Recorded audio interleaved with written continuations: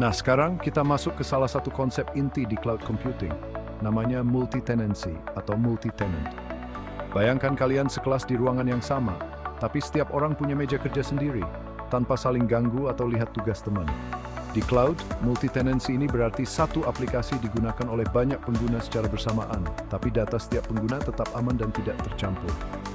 Contoh aplikasi multi-tenant ini termasuk WordPress, Microsoft Azure, AWS, dan Microsoft 365. WordPress memungkinkan kalian bikin situs sendiri tanpa perlu server sendiri. Satu platform WordPress ini bisa melayani ribuan pengguna, di mana data tiap situs tetap terisolasi dari yang lain. Jadi kalian punya situs sendiri di platform yang sama. Microsoft Azure adalah platform cloud yang menyediakan layanan multi-tenant untuk berbagai perusahaan. Misalnya perusahaan A dan perusahaan B menggunakan server yang sama, tapi datanya tetap aman dan terpisah. Sama seperti Azure, AWS ini juga platform cloud dan memungkinkan perusahaan berbagi infrastruktur. Jadi perusahaan bisa pakai server yang sama, tapi tanpa khawatir soal keamanan data, karena ada isolasi virtual yang kuat. Kalian pasti sudah familiar dengan Word, Excel, atau Teams yang sering dipakai untuk kolaborasi tugas. Microsoft 365 menggunakan sistem multi-tenant yang buat setiap akun dan data penggunanya terisolasi. Intinya, multi-tenancy itu membuat banyak pengguna bisa menggunakan sumber daya yang sama tanpa campur-campur data. Dalam bahasa Indonesia, multi-tenant berarti multi-penyewa. Selanjutnya, kita bahas tentang fitur-fitur yang bisa di-customize atau disesuaikan dalam sistem multi-tenant ini. Misalnya, kalian punya kontrol terhadap beberapa aspek seperti user interface atau UI. Kalian bisa sesuaikan tampilan aplikasi cloud sesuai kebutuhan. Jadi, walau kalian berbagi platform dengan pengguna lain, antarmuka bisa berbeda. Business process. Ini memungkinkan kalian menyesuaikan aturan dan alur kerja. Jadi, satu aplikasi bisa diatur sesuai proses bisnis masing-masing tenant. Data model. Pengguna bisa mengatur skema data yang mereka butuhkan. Misalnya, mau menambah field tertentu di database aplikasi, bisa dilakukan tanpa ganggu tenant lain. Access control. Kalian bisa atur siapa saja yang bisa akses aplikasi atau database, memastikan keamanan tetap terjaga. Kustomisasi ini penting biar setiap pengguna bisa mendapatkan pengalaman yang berbeda di platform yang sama. Setiap teknologi punya kelemahan termasuk multi-tenancy. Berikut beberapa di antaranya. 1. Manajemen kustomisasi terbatas.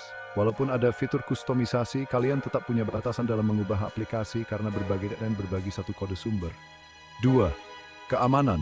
Meski data tenant lain nggak bisa diakses, tetap ada kemungkinan risiko kecil yang terjadi. Misalnya mungkin ada pengguna di database yang sama, meskipun aksesnya dibatasi. 3. Pembaruan perubahan. Kalau aplikasi cloud ini di-update, bisa saja menyebabkan error pada aplikasi penghubung atau middleware. Ini bisa bikin aplikasi yang bergantung pada produk cloud gagal berfungsi. Biar nggak takut duluan, mari kita bahas juga kelebihannya. 1. Efisiensi sumber daya. Karena satu server digunakan banyak pengguna, infrastruktur yang dipakai lebih efisien, ibarat satu gedung kos buat penghuni. 2. Development dan maintenance yang mudah. Karena satu kode dasar dipakai semua tenant, jadi kalau ada update, tenant lain juga ikut dapat manfaatnya. Pemeliharaan sistem jadi lebih gampang. 3. Cost yang lebih rendah. Karena sumber daya dibagi, biayanya lebih murah dibandingkan beli server sendiri.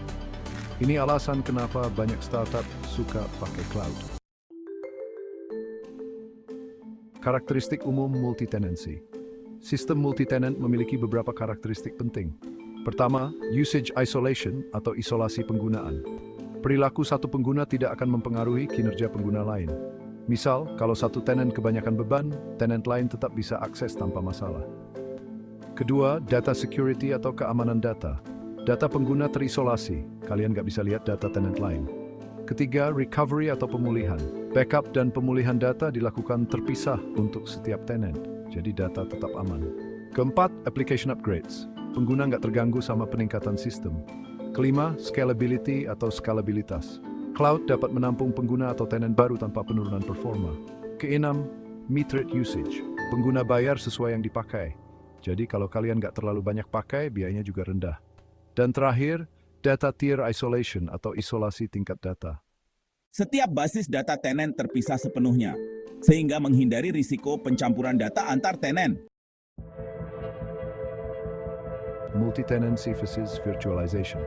Nah, seringkali multi-tenancy ini dibandingkan dengan virtualization atau virtualisasi. Jadi apa bedanya? Multi-tenancy itu satu aplikasi dipakai banyak orang secara bersama. Bayangkan perpustakaan umum yang dipakai banyak orang. Virtualization adalah ketika satu perangkat keras disulap jadi banyak mesin virtual. Misalnya satu server dipakai buat beberapa sistem operasi, kayak kita install banyak OS di satu PC. Ini bikin penggunaan server lebih hemat.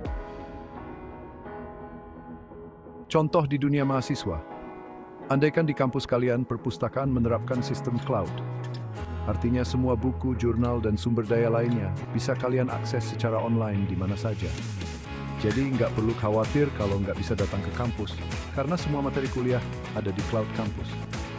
Misalnya juga kalian punya Google Classroom atau Microsoft Teams. Itu sudah contoh aplikasi cloud yang berbasis multi-tenant. Semua kelas bisa pakai aplikasi yang sama. Tapi tiap kelas atau mata kuliah terisolasi, jadi data kalian aman. Ilegaran singkat dan menyeluruh tentang cloud computing, multi-tenancy, dan virtualization. Kalian bisa lihat betapa penting dan luasnya aplikasi cloud ini. Jadi mulai sekarang manfaatkan teknologi ini untuk belajar lebih efisien ya.